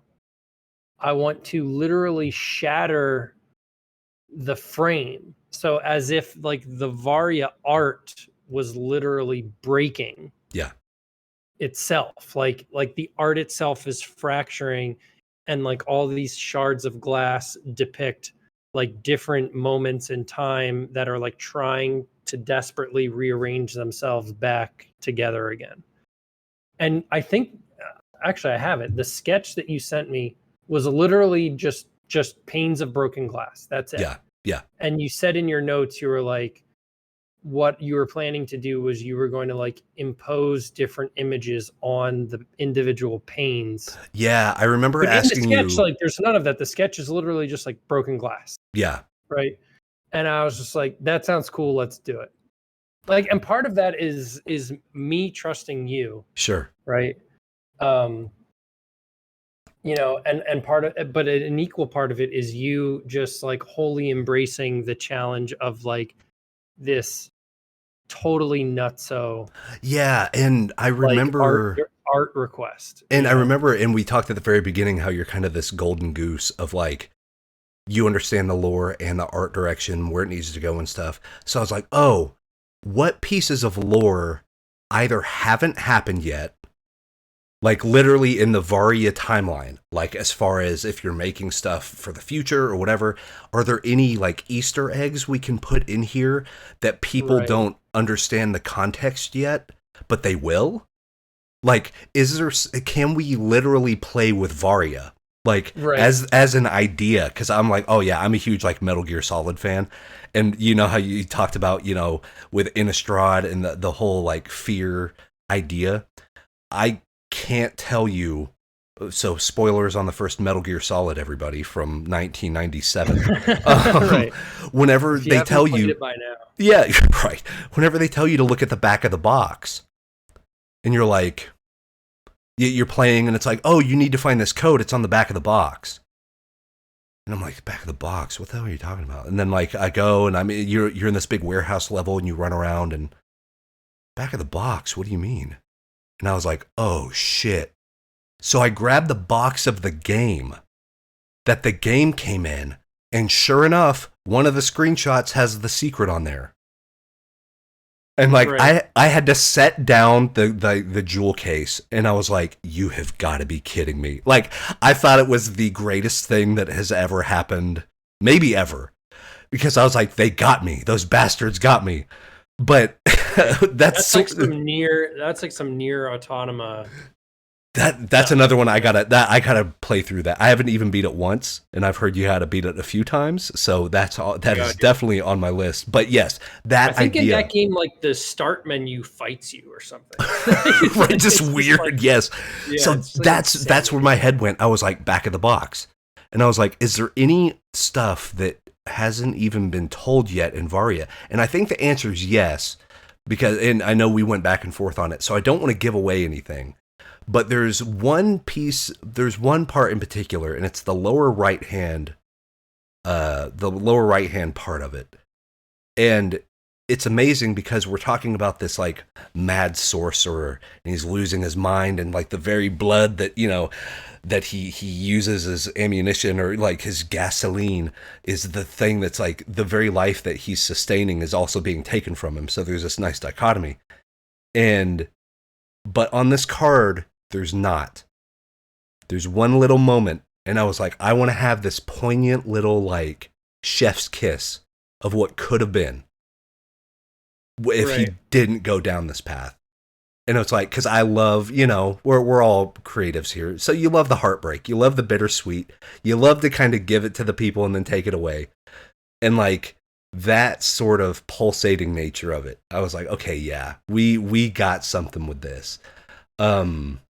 And it's funny, now I look back at all of the art for the cards I've done, and I was like, I need to redo all these. I've leveled up quite a bit since then, so I need to go back and redo all these and just send them to you. Just as a nice redux or whatever. But yeah, it's interesting. And kind of on the last point, because I've already kept you for about an hour and a half.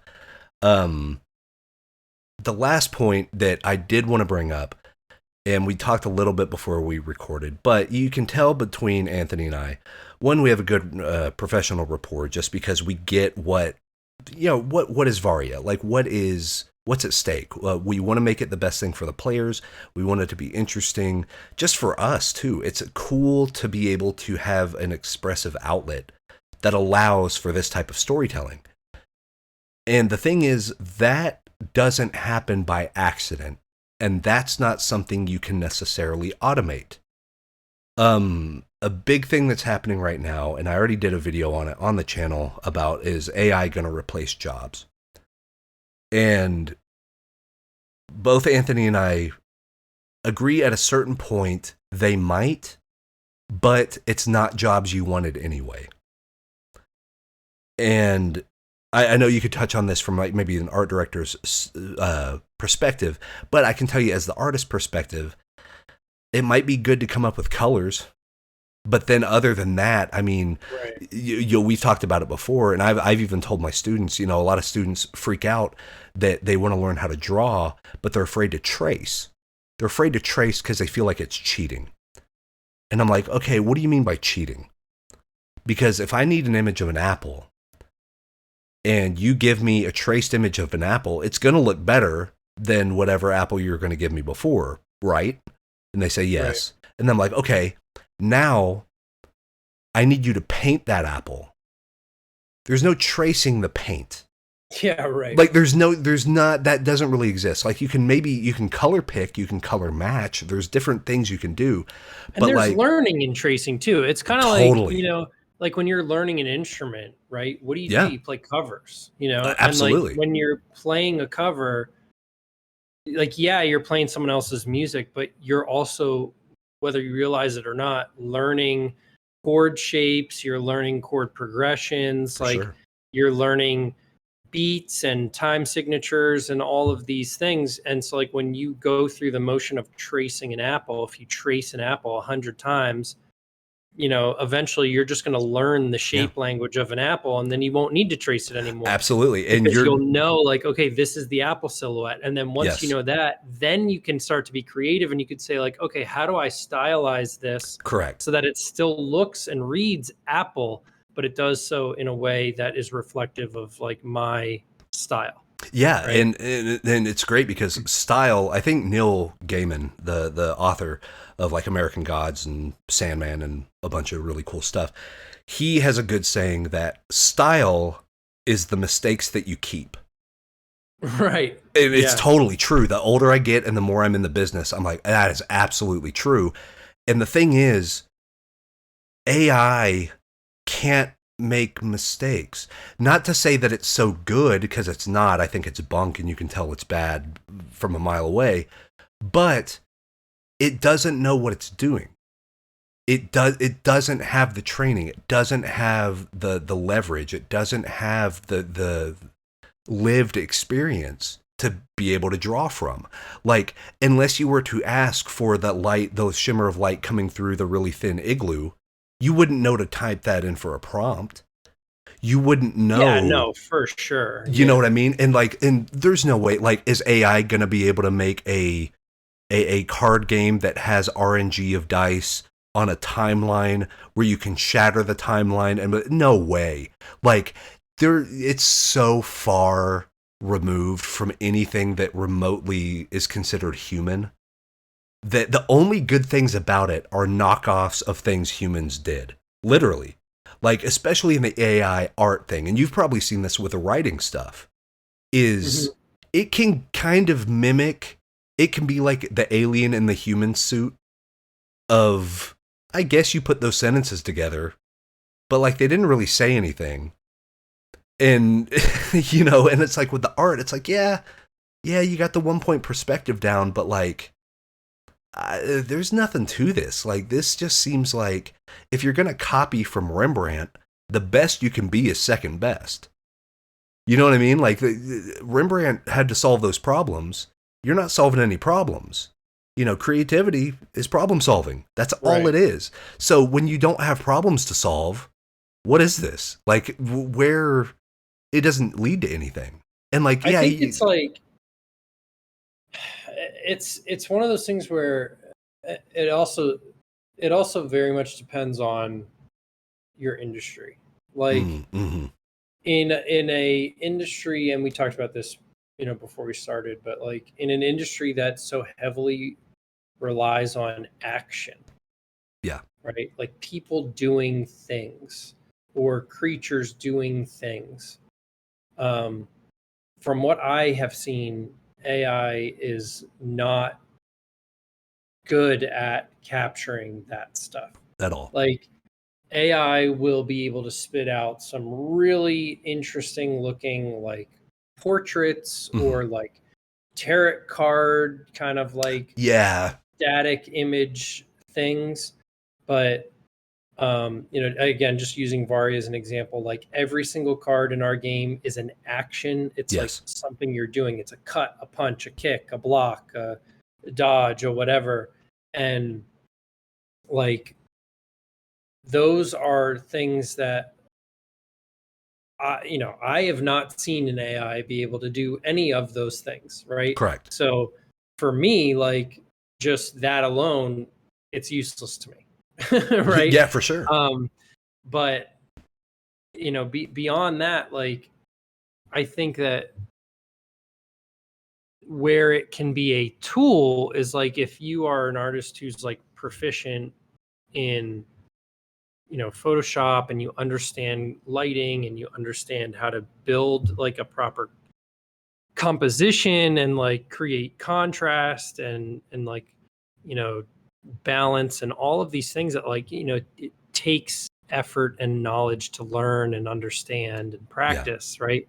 Then you could, and there are some artists out there who are doing this well, right? Yeah. You could leverage AI to give you a bunch of crap, basically, that you cut up and turn into something cool. Yeah, you collage it together, and and like you photobomb it or whatever. And like at that point, I would argue it's not really AI art, is it? Like, correct. That's like, you know, if you took 1 million magazines and you shredded them and then you made art out of it, I would stand there and I would say, this is art. This has a human behind it. There's a human element. Like, you have made it your own. Yeah. You know, there's intent. Like I think there's an artist like Necron or something. Oh, like Necro. Or Necro. Yeah. Like they do awesome AI collages, right? Unbelievable. To the point where like it's not AI, like it is, but it's no different. It's really it's not that different from like shredding a magazine. Correct. really, when you Yeah, think about it, right? Necro is on such another level because I believe he comes from a sculpture background. So Right, like but he has an artistic background. He he has a has the eye trained eye. for sure. He understands lighting. He understands depth and balance, and like how to do those things, right? Yeah, Like for it's sure. not. He didn't just type in like show me this, and the computer was like okay, and just did Yeah, it. Like make he me spent sharp toed. hours. Yeah. Yeah, he was like, he just basically like said like generate moth wings for like a day and a half, Yep. and just like then sifted through them all, and like pieced together something that looked cool. Yeah. And it's like that, that to me is where it's kind of like like when GarageBand came out. Like I can remember my cousin. My yes. cousin's a musician, right? And he was like all beside himself, like, oh, like now anybody can be a musician. And I was like, no, they can't. Like, Correct. no, Yeah. they Right. absolutely cannot. Like Yep. that is an insane thing to say. And Exactly. Like it's a photographs. tool. Yeah, It's like with it's a photography, tool. every single person, probably even listening to especially if you're listening to this on YouTube, you probably have a camera in your pocket. Not everybody is a photographer. Dude, everybody has a phone camera, and they Exactly. all take crappy pictures. Bingo. Like, They're all out of all focus. The composition's bad. Like, and hell, I'm one of the worst photo takers on earth. Yeah. Like I'm terrible at it because that is a skill that is so far beyond. You train your eye, Yeah. and so like, like in my mind, AI is a tool, just like GarageBand is a tool, just like anything else is a tool. Yeah. But you're not going to get true art unless there's a human being behind the wheel. Correct. Like you just won't do it. And Yeah. so like I think it is useful in the same way shredding a magazine is useful. Like if that's the medium you want to work in, like cool. Like you got to own it though, right? Like how Yes, you Necro, like can't. he Yeah. owns it. Oh, Like, yes, he and does. makes it work for him. Like it's a tool, or like the other way to use it is like, and again, we were talking about this before we started, but like, I as an indie game developer, right? I have a very limited budget. I have very limited time, Yes. right? So when I get an idea, like a weirdo idea of like, what if, I took an angel and a demon and I spliced them together with like a samurai, from post-industrial Edo Japan, just something crazy, right? Yeah. Like I would absolutely love to have the time and money to be able to reach out to a concept artist and say, hey, here's this like half-baked idea that I have. Right. Go take 2 weeks. Here's $2,000. Yeah. Play in this space, come back to me, and then I'll look at it, and then I'll decide if this is worth pursuing further or if it was a terrible idea and move on. Correct. Essentially burning the $2,000, right? Yeah. Right. Like I don't have that ability. For sure. So what I can do is I can go on to AI, I can type in like a bunch of random nonsense, right? See if it looks cool Yeah. enough that I might then decide like I'm going to commission an artist to paint me a angel demon samurai in a industrial Edo Japan, Yeah. right? Absolutely. Like it's like useful in like helping me think and decide, is this worth my time or not, right? But it's Yeah. never like it's never like it spits out the image and I'm just like, oh, that's it, it's going on a card. Perfect. Like, no, Yeah. it doesn't work that way. Yeah. Not at all. It's more just like, oh yeah, like maybe, Persian Ninja was cool. Yes. Or And whatever. Like it's just and what's really and funny is I think we did this on one of the cards and I think it was on the female, like the paladin character, where I had you draw me a stick figure thing I was like, I think I have an idea of what you want, but can you draw it as a stick figure? Like, whenever you give an artist even that, even some, like, oh, I drew this thing with a half broken pencil on a napkin, and you give us something, now you're literally speaking our language. Now it's like, oh, you took the words and put them into a visual. I know what to do with a visual. So you're totally right. Like, if you know, on the next Varia card, if you're like, hey, Wes, I ran some stuff through AI and came up, I love these colors. Can we find a way to maybe get this type of mood in there with it? Oh, it'd be a godsend. It really would. Because now we have a better starting point. It's not me saying, like, hey, paint this exact thing, but like, fix the hands. Like, if somebody came to you, I'm not kidding. Like, artists out there, if an art director comes to you and they're like, hey, I want you to paint this, but with better hands, or like, don't fix, just fix the hands. I'd be like, get out of here. Yeah, like, for sure. Like, you go fix the hands. Yeah, you know, totally. Like, that's so stupid. Yes. But yeah, if I was like, hey man, I'm trying to invent this new setting. And I'm not even really sure what I'm after, but I like the vibes of these things. Totally. Can you take these things? And it's not dissimilar from, like, you know, what you did on your Gumroad thing, where it was like, dude, I'm trying to make a bear mech that gives off like I basically like explained to you moods. Yes. And then what did you do? Like, your first video was like, you built a mood board and you just grabbed images totally from the internet where you're like, I kind of like what this garage looks like. I like the way this is feeling. I like the vibe here. And you built a mood board, and then you use that to kind of inform your decision-making process. Right. Yeah. So like, that in my mind is a great way to use AI.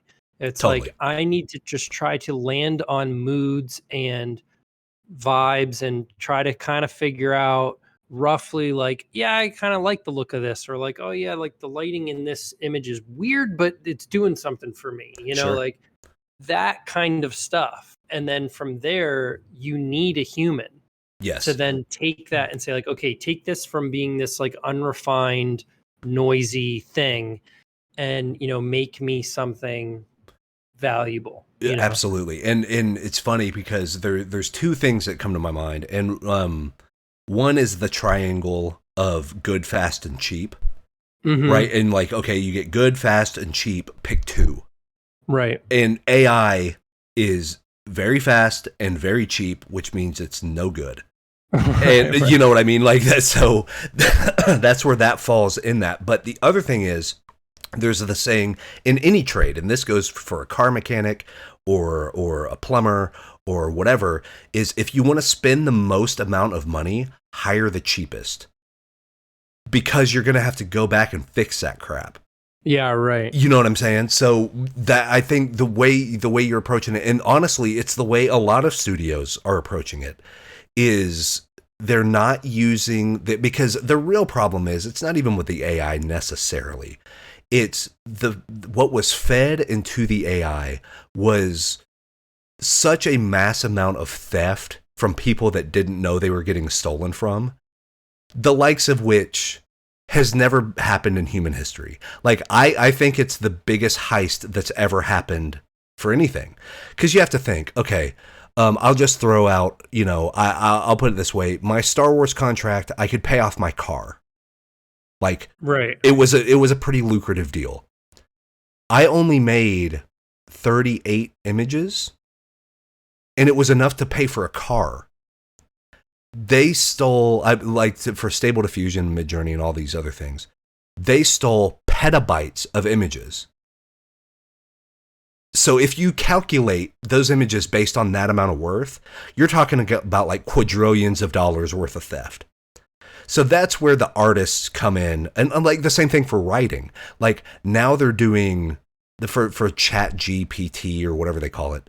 Like they've basically scanned in books that are available on Amazon that you could still buy. Like that's where a lot of this stuff's coming from is, oh, it's just theft. Like write me something in the style of Stephen King. Well, how do you know what Stephen King sounds like? Oh, because you literally aped all of his ebooks and fed them to this machine. interesting. Like, it's a weird place to be, but it is.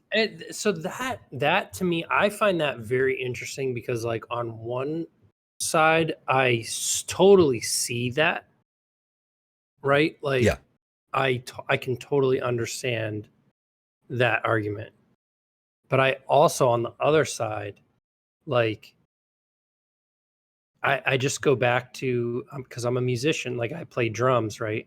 sure, How do I learn? I totally, play covers. sure, And so, like, if you were trying to, if, and I'm not saying this is how they did it because I don't know, right? yeah, But if you were trying to teach a machine how to write like Stephen King, mhm. you would have that machine read Stephen King, For sure, right? And yes, so, like, it's a weird line only because, like, the difference between like a human doing that is I have to physically sit down, I have to read those books, I have to then store them in my brain, I have to process them appropriately. right, It takes work, it takes effort, versus a computer can just immediately just store word for word everything all at once and then always reference it perfectly. correct. So there's an element of, like, for lack of a better word, bullshit there. Like, it's just like For that sure, just feels. and and I And so think, that yeah, is where I start to, kind of agree with this idea of, like, yeah, it does feel more like theft at that point, because it's like you're not putting in any work, you're just literally scanning in yes, to a database, a massive repository of knowledge that, human like, lived it's almost experience, like the yeah, Matrix. It's almost like when they totally, plug in and they're like, okay, now I can fly a helicopter. You know, totally, it's simultaneously like every human's dream to be able to learn that fast. right, But at the yeah. same time, like, to see a machine do it, it's like so disheartening. It's Yeah, like, because you're like, oh, now we don't ever have to do anything again. yeah, like, And how do I compete with that? Like, for how do I sure. compete with a literal photographic memory? Yeah, And that, exactly. And like something like, that can be perfect every time. yeah. And So it's wild. It's yeah, such a weird, you know, it's a no man's land. And the thing is, I think what makes it really interesting is I think the answer is in the other direction. Like, I do think, and this might be me being naive or whatever, but like I've started doing more acrylic and oil paintings because they're going to be worth so much more. Not just as far as like money and monetary compensation, but as far as like, oh, this is the skill set. This is the skill. Like, right. the machine cannot do this. It can't. It thinks it can. But like, so if my Xbox controller picked up a paintbrush and started painting, I'd flip the fuck out. You know what I mean? But like, Right, it's because it's not designed right. to do that. That's why humans are so genius, is you can have a master's in engineering and then decide, I'm going to do this dream thing that I've thought about since I was a kid. I can have this career doing something in a cushy office job, but then you want to chase that dream you had as a 5-year-old. Right. There's no influence for a computer to want to do that. It only does what it can with information it already has. It cannot Right. think. People that think that AI is really smart, it's not anything. It's No. literally, like you said, it is pulling from a database of deals and kind of sort of like putting the pieces together. It's like if I were to be like, okay, I'm going to write this next chapter of the Varia comic. I'm going to write it in Chat GPT, and then I'm going to dump it on your lap. And no, it should be fine enough. You're going to read through that and be like, this is garbaggio. Like, this is horrible. Right. 'Cause there's no life in Yeah. it. And, like, the other thing too that people, like, and this goes back to what we were talking about earlier, is that, you know, there is one of the most dangerous things you can kind of, like, do for yourself in any field, really, is create a echo chamber of, like, yes people Yeah. around you who Mhm. do nothing but say, oh yeah, like, and agree with, yeah, that's a great idea, like, oh yeah, yeah, right away I'll do exactly what you said, like, Masterful like, gambit, sir. yeah, like, you want to avoid that. Like, you want Yeah. independent thought. You want feedback. So like what we were talking to earlier, I asked you to paint in white and gray. You Mhm. came back with light blue. It was absolutely the right decision. The second I saw it, I fell in love with it, and now it's on the card, right? Sure. That would not exist if two things didn't happen. If one, I didn't come to you with the initial idea of, hey, I want to paint a card that's like almost all white, it's in the snow, blah, blah, whatever. Correct. And then you took that idea and you came back to me and you said, hey, how about we do this in like a blue tone? Right. And we had that back and forth, that Yeah. conversation, right? With AI, there's no conversation. Correct. It's prompt and then it spits out exactly what I asked it to do. Correct. And then if I don't like it, I have to do a new prompt, and then it spits out exactly what I wanted it to do. With Chat GPT, I say, if I like with Midjourney, if I said paint me a dude in the snow, only use white and gray, I'm just gonna get white and gray. I'm never gonna get that hint of blue Right. that I got from dealing with a human. Sure. You know? And so like those are the things that AI will never be able to replicate, at least in like the near future. For right? sure. You're never going to get that interaction of like, I mean, shit, man, the day that I go on ChatGPT and I ask it to do something and it says like, no, I want to do this instead, then I'm going to be like, whoa, Skynet is real. Yeah, totally. We're all toast. It's just some guy. It's just Elon Musk replying to stuff. Yeah.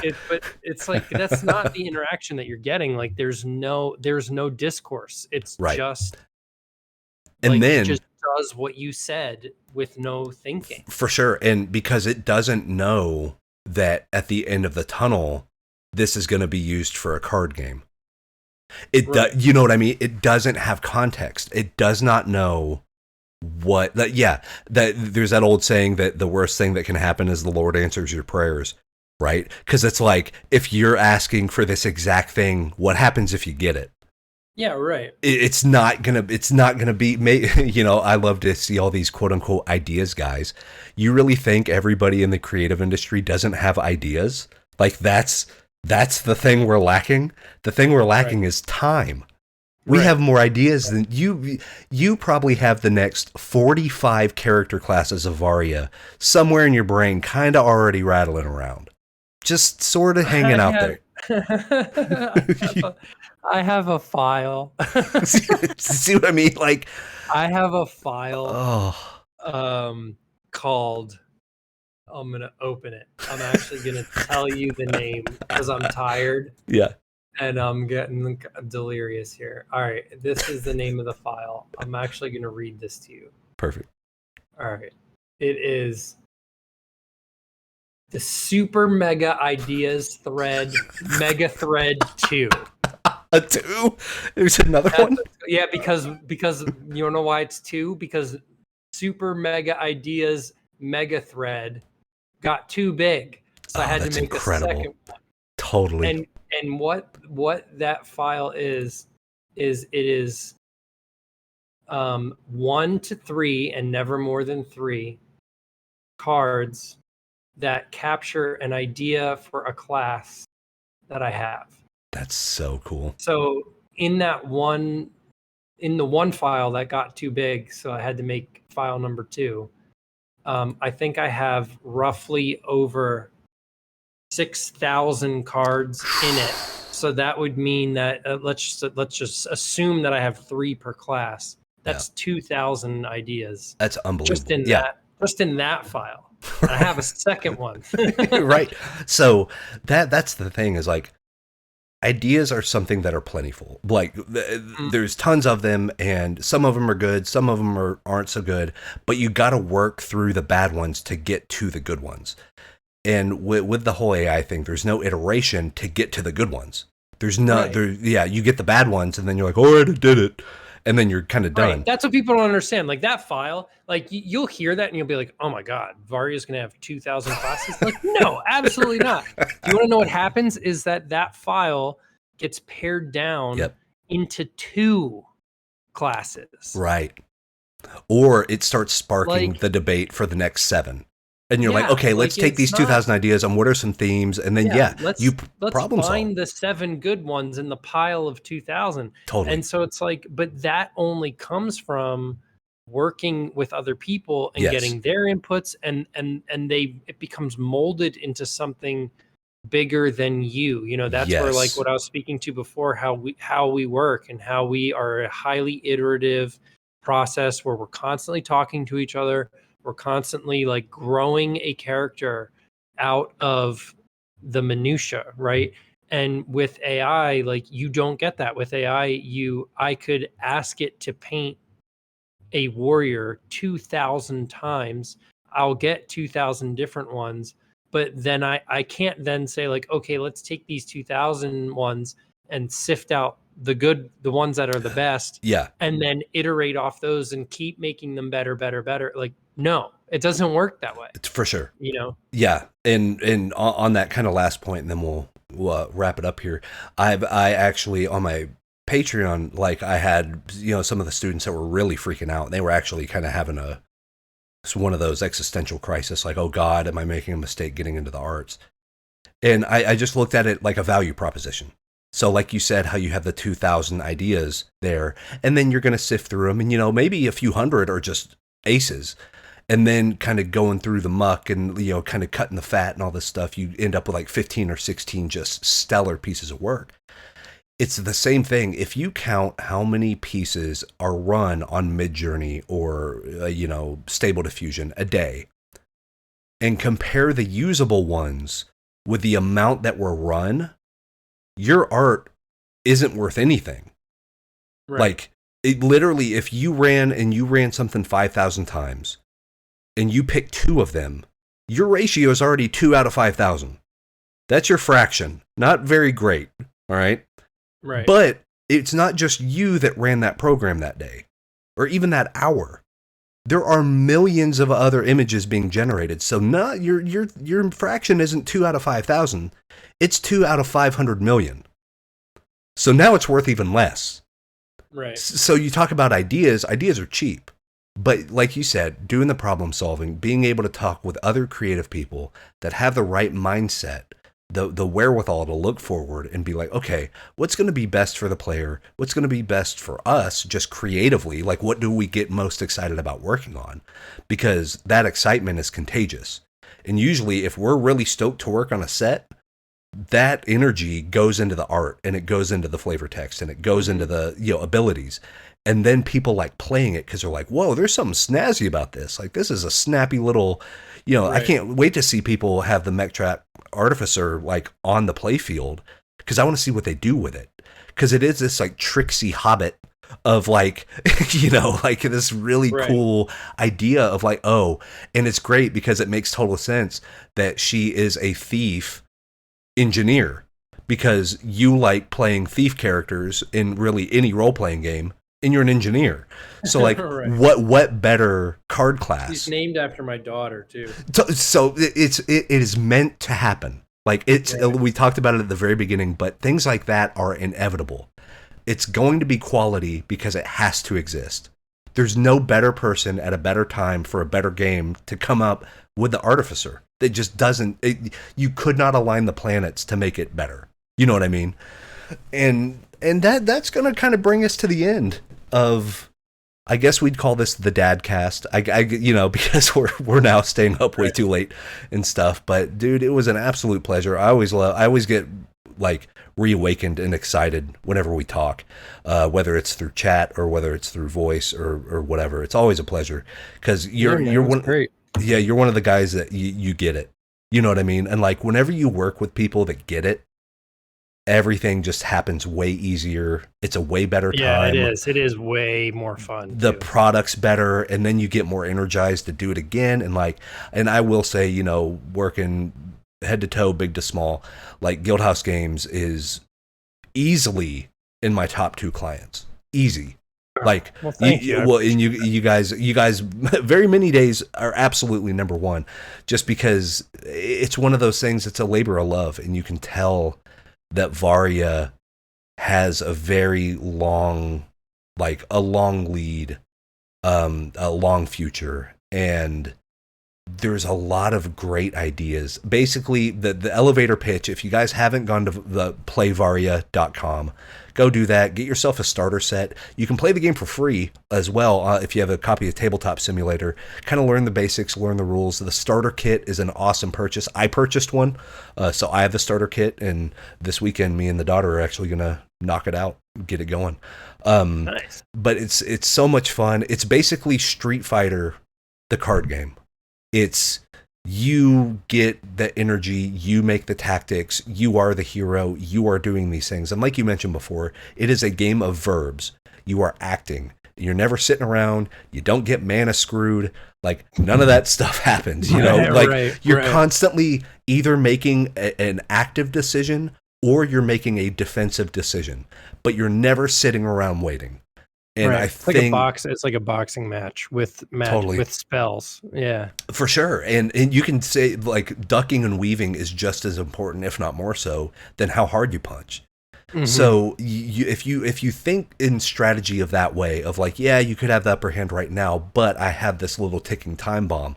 Varia is absolutely the game for you. And but yeah, Ant, appreciate you very much, man. And I'm looking forward to the next. I heard on the Hobbies and Happiness podcast there might be some more stuff coming, so I'll be checking my Gmail. Yeah, I have to see what I have for you. Okay, because I'm sure I have something. Perfect. Yeah, a lot of fun. I'm just saying, and if you need a pretty landscape, I've been doing a lot of landscapes lately. I'm just saying, you know, nice world building stuff. Who knows? But that's a time. That's Anthony Tessitore. You can find him online. Where can they find you on like socials and stuff? So I'm on Twitter, just at Ant Tessitore. Cool. I think that's really the only one I'm on. That's sort of where I'm on. So like lately, I'm just on. So like me personally, I'm not really on socials anymore. Mm-hmm. I do like the Play Varia Twitter, which is just like at Play Varia, or we have a Discord. I'm on the Discord a lot, like just talking with the community there. We have a Facebook page that, again, I'm there more as like Play Varia than myself. Right. I am become my game. Yes, it's all encompassing. It is slowly consuming me. You are the Helios AI of the Deus Ex series, where you get in the machine and blow up, like you become the thing. But yeah, it's like that. It's like Akira. Like I'm just slowly getting absorbed into Kaneda. I need to rewatch that, man. Thing. Oh, it's crazy. Couldn't make that with AI. Or maybe you could, and that's the terrifying part. But that is our time. But yeah, go check out playvaria.com. Go give Ant a shout out. And yeah, go join the Discord. That Discord is awesome. I lurk on there all the time, and I like seeing people come up with new ways to use Calamity and Acid Tsunami. And it makes me laugh every time. But that's our time. We're going to catch you, go to the Guildhouse Games Twitch. Go just check out Play Varia. That's where you're going to find us. But yeah, until the next set drops, we will see you soon. Peace.